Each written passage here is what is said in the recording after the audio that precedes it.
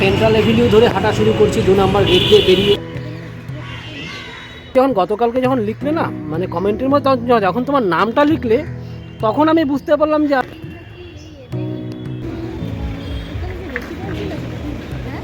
High deer, এদিকে আয় না, দেখতে আমেরিকান আমেরিকান মনে হচ্ছে।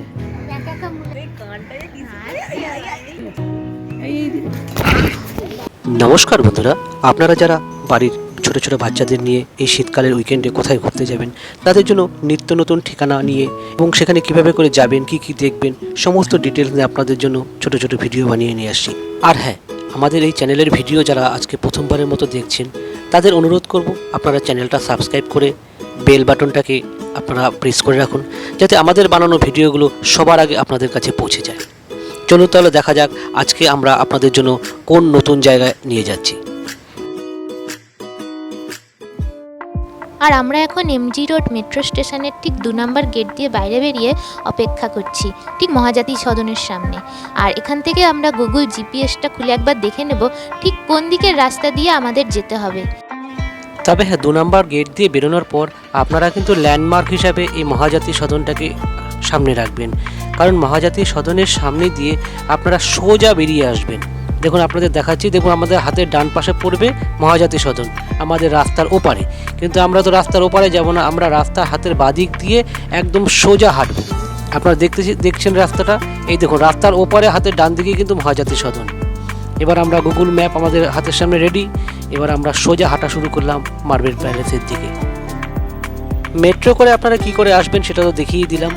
এবার আপনারা যারা বাসে করে আসবেন, তারা অবশ্যই কিন্তু মহাজাতি সদন যে বাস স্টপেজটা রয়েছে সেখানে নামবেন।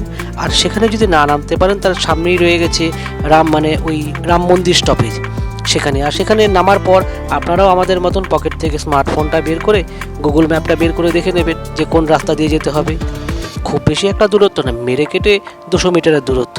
তবুও এক্স্যাক্টলি কোন পথ দিয়ে হাঁটবেন, বর্তমান যুগে যেহেতু আমাদের বিজ্ঞানের আশীর্বাদ হাতের মধ্যেই রয়ে গেছে, যে কোনো জায়গা খুব সহজে খুঁজে বের করার জন্য, তাই অযথা কষ্ট আর একে ওকে জিজ্ঞেস করার কোনো প্রয়োজন নেই। জাস্ট আমাদের মতন লোকেশনটা অন করবেন, অন করে ভেবে হাঁটা শুরু করবেন। ব্যাস মাঝে মধ্যে একটু তাকিয়ে দেখে নেবেন কতটা দূরত্ব এলেন। খুব সুন্দরভাবেই আপনারা আপনাদের গন্তব্যে খুব সহজেই পৌঁছে যেতে পারবেন। তো চলুন তাহলে আমরা মোটামুটি এর পরের মোড়টাতেই কিন্তু মার্বেল প্যালেসের মোড়। দেখুন আমাদের হাঁটা পথটা আপনারা ম্যাপের মধ্যে দেখতে পাচ্ছেন।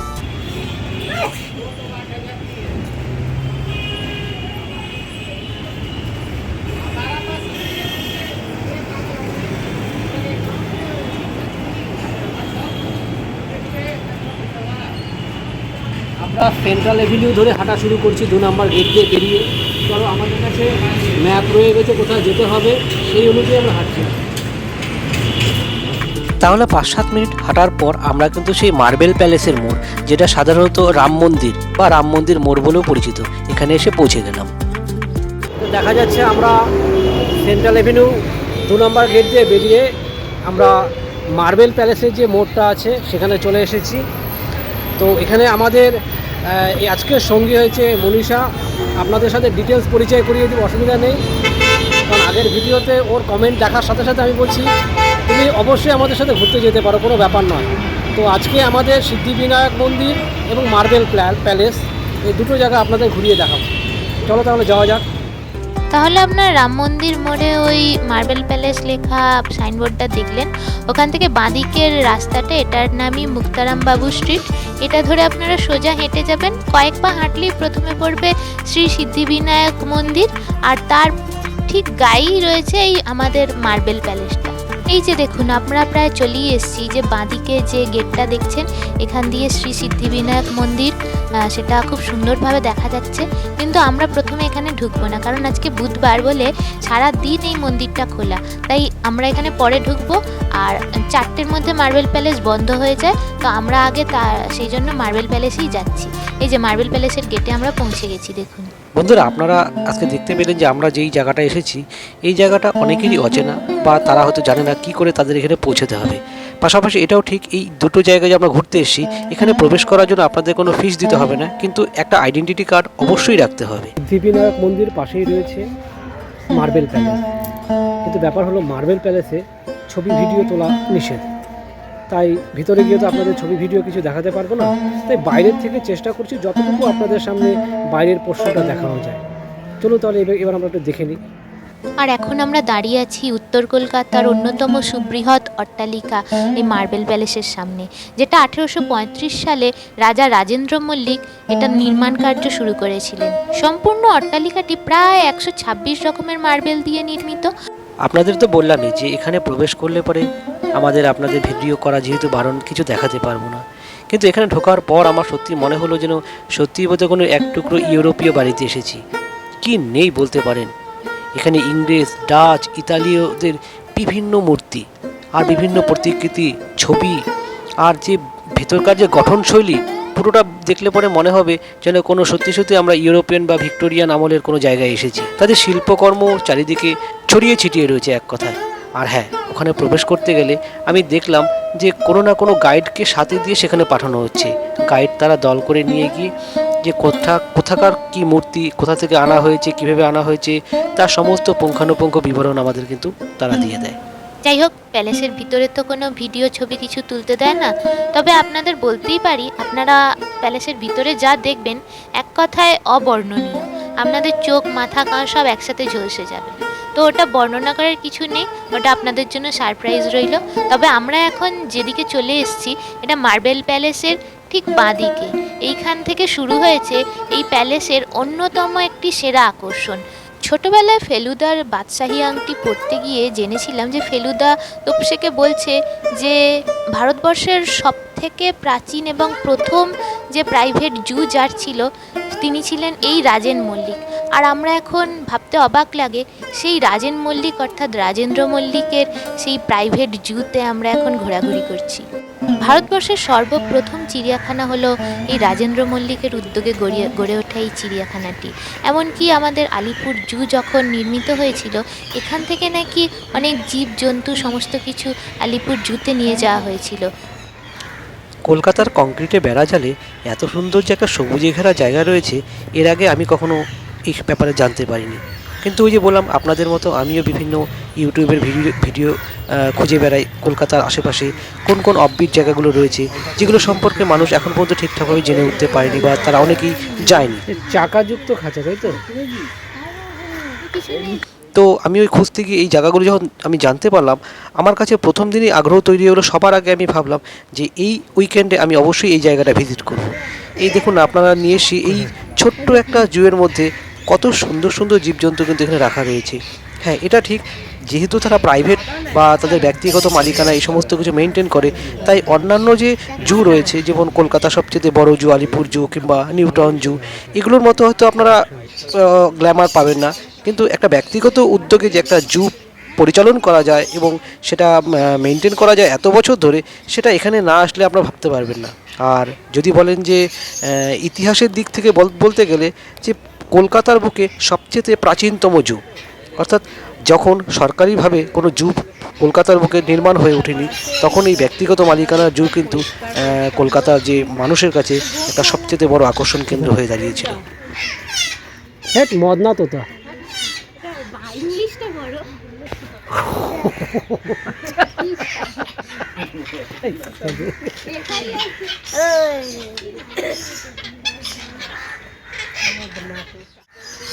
তো যাকে আপনারা এখানে দেখতে পাচ্ছেন যে পশু পাখি এখানে খুব বেশি একটা নেই বললেই চলে। কিছু টিয়া রয়েছে, কিছু গোল্ডেন পিজিয়ন এবং দু চারটে বোধহয় এখানে বাঁদর, এবং হ্যাঁ, যেটা আপনাদের পরবর্তী যেখানে নিয়ে যাব সেখানে রয়েছে কিন্তু বিভিন্ন প্রজাতির হরিণ।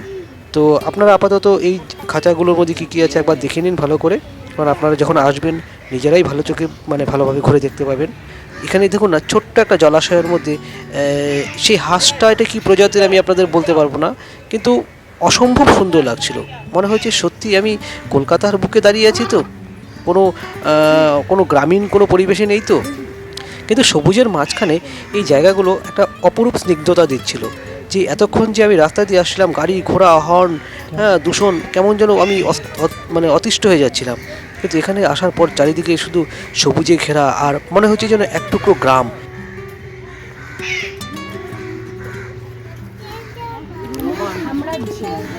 ওই তো ওদেরই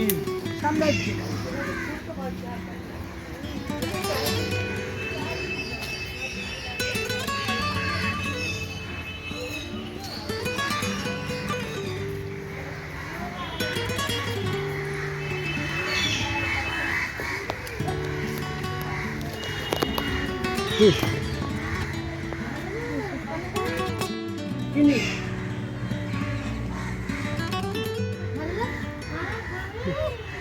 সেলফি আয়। আরে আমরা তোদের মতোই ছিলাম, চিন্তা করিস না। হ্যাঁ সেটাই, ভয় পাস না একদম, ভয় পাস না, ভয় পাস না। এই টাকা টাকা একটা সেলফি, একটা একটা ভালো করে, ভালো করে, সুন্দর একটা শব্দ। সুন্দর সুন্দর সুন্দর। এই টাকা টাকা। এই এই এই আমেরিকান বান্ধব না, কি ফর্সা।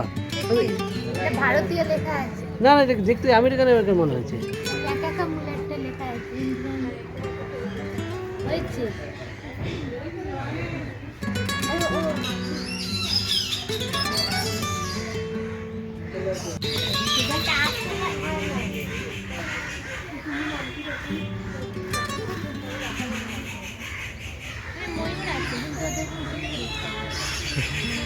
এখানে কি আছে? ময়ূর, ময়ূর আছে?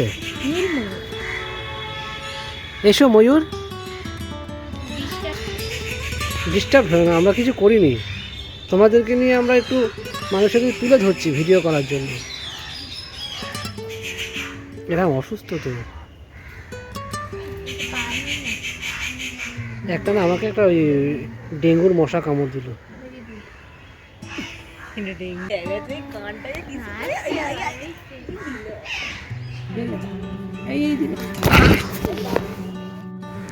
এই অংশটার গাছপালার সংখ্যা অনেক বেশি বলে এখানে খাঁচার পাখির সঙ্গে সঙ্গে বনের পাখিরও প্রচুর আওয়াজ শোনা যাচ্ছে, সেটা আপনারা নিশ্চয়ই খেয়াল করেছেন। আর আমরা এখন চলে এসেছি চিড়িয়াখানার একদম শেষ প্রান্তে। এখানে রয়েছে অনেক হরিণ, এগুলো যেমন স্পটেড ডিয়ার অর্থাৎ চিতল হরিণ। একটু এগিয়ে গেলে আমরা এখানে বার্কিং ডিয়ারও দেখতে পাবো। টাকা দিকে লাল পুরো প্রথম থেকেই লাল, প্রথম থেকে এত লাল। আমি যাচ্ছি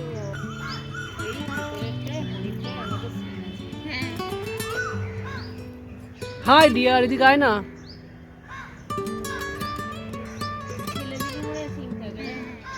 দেখো সব পশুদের মধ্যে না ছেলেরাই সবচেয়ে সুন্দর হয়।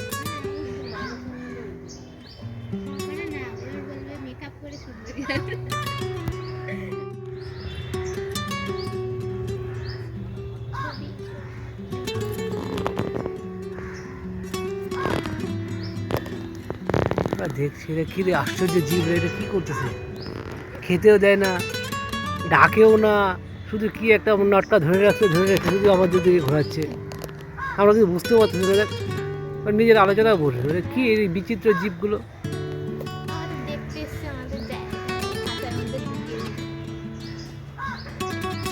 হাই ডিয়ার,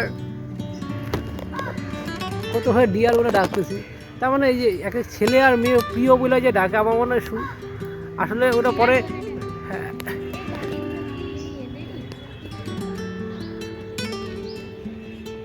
আপনারা যেখানেই যা কিছু দেখতে যাবেন, কিছু দূর যাওয়ার পরে দেখবেন এরকম নো এন্ট্রি করে একটা করে ব্যারিকেড দেওয়া আছে।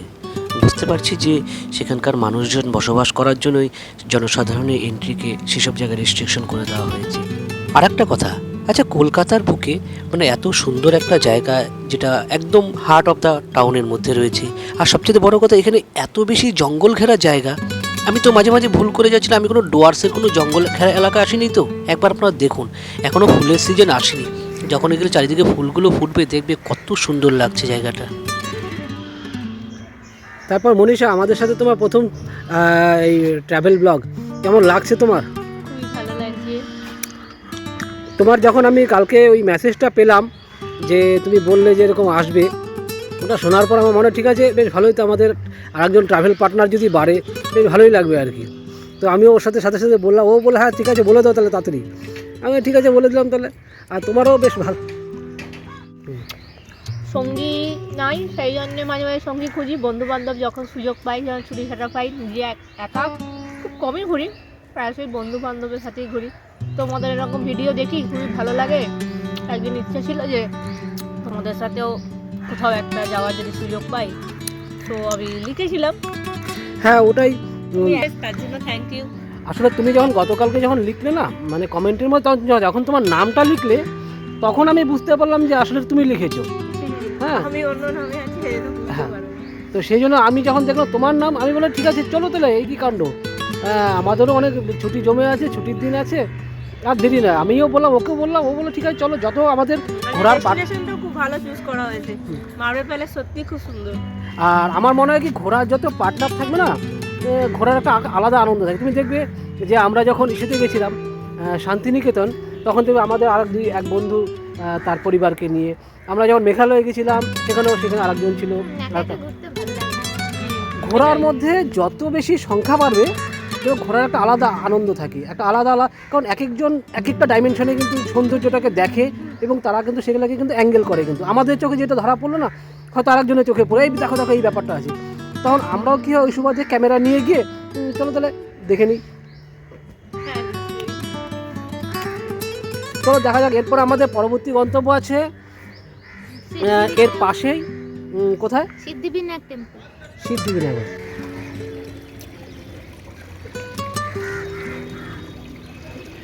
তাহলে এটা অনেকটা জায়গা জুড়ে বলে মনে হয় না, কিন্তু পরেশ্বর টেম্পলটায় এটা ছোট্ট জায়গা। দেখলেই মনে হয় যেন এই ব্যাপারটা নেই।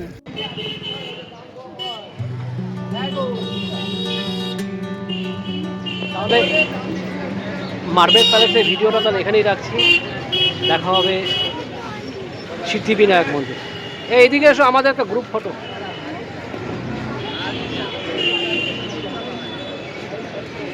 তাহলে আমরা আমাদের গ্রুপ ফটোটা এখানেই সমাপ্ত রাখছি, চলো এবার সিদ্ধিবিনায়ক। তাহলে এর পরের ভিডিওতে দেখা হচ্ছে সিদ্ধিবিনায়ক মন্দিরে, যেটা অলরেডি আমি বলেই দিলাম। তবে হ্যাঁ, আমার আপনাদের কাছে একান্ত অনুরোধ, আপনারা যারা চ্যানেলটা সাবস্ক্রাইব করেননি প্লিজ আপনারা চ্যানেলটা সাবস্ক্রাইব করে রাখুন। আর হ্যাঁ, ভিডিওটা বেশি পরিমাণে আপনারা শেয়ার করুন যাতে আপনাদের পরিচিতিরাও এই ভিডিওগুলো দেখতে পায়।